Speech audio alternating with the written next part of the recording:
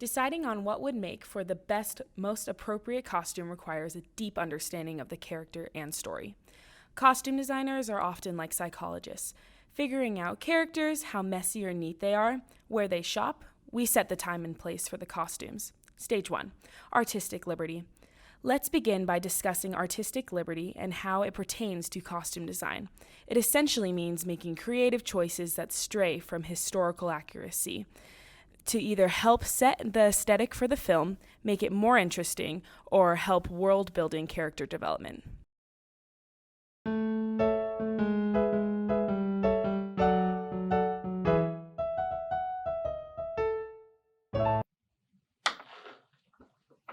Hey, can I hide in here for a second? Thanks. Everyone in the family has been on top of me lately. I haven't had a moment to myself, and Mom is the worst one. Why are you hanging out with me? Because you have Pringles. And Mom makes me want Pringles. No. Need Pringles. Believe me, you'd be willing to hang out with kids younger than you if you had my life lately. Can you just please go away? What are you doing?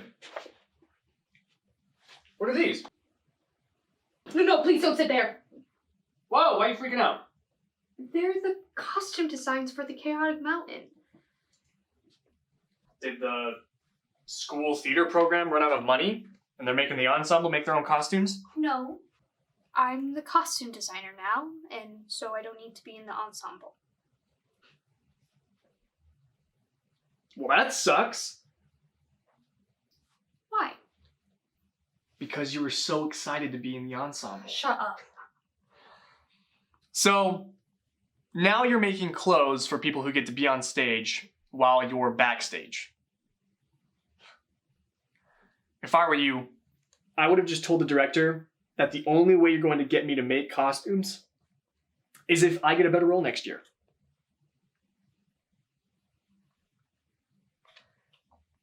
I'm sorry. I haven't even considered what I'll do after I finish. I mean, I'm conflicted. I like acting and costume designing.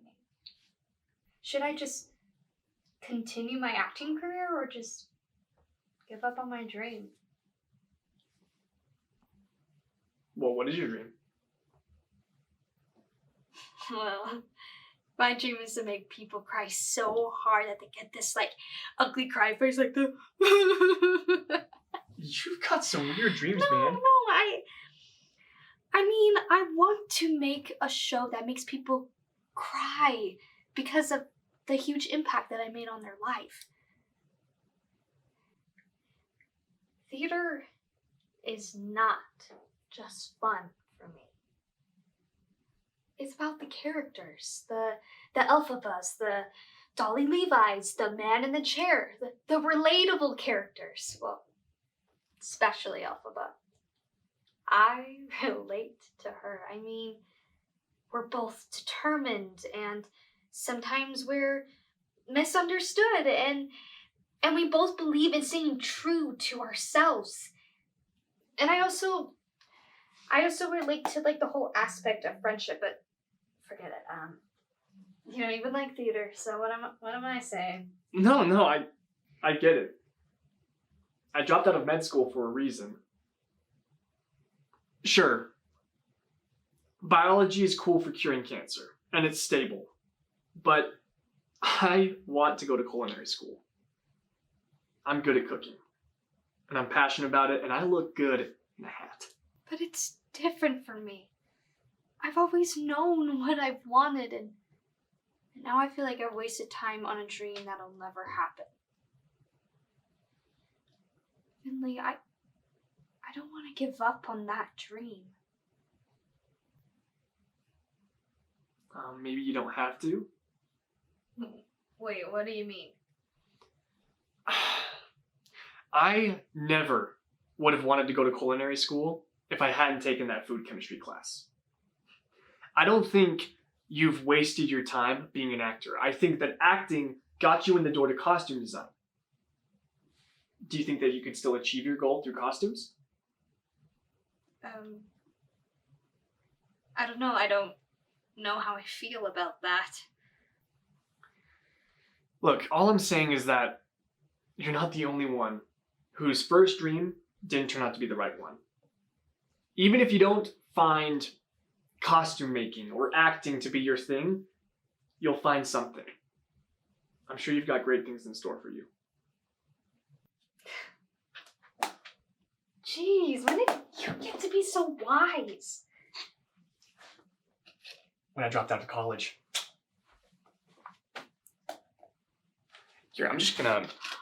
Hey! No! Come back here.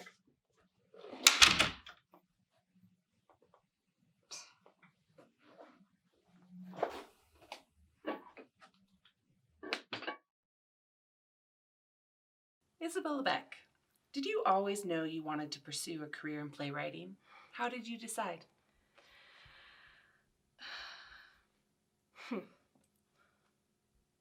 Here's what I always tell myself. When facing an important decision about love or life in general, my heart and mind may find themselves in conflict. But being logical, is not always the right path. Put aside the facade of rationality and logic and listen to your intuition, to your heart. What your heart wants may not always be the most convenient path to take, but stay on it, and it will be worth it. Also, embrace change. Change is the one constant in life, and to accept it is to live freely without having to try to hold on to these moments. Those resistant to change will never survive. Oh, after all, from birth to death, we are ever changing, entering and leaving different stages of life, and as the years go by, our experiences shape our personalities and our characters.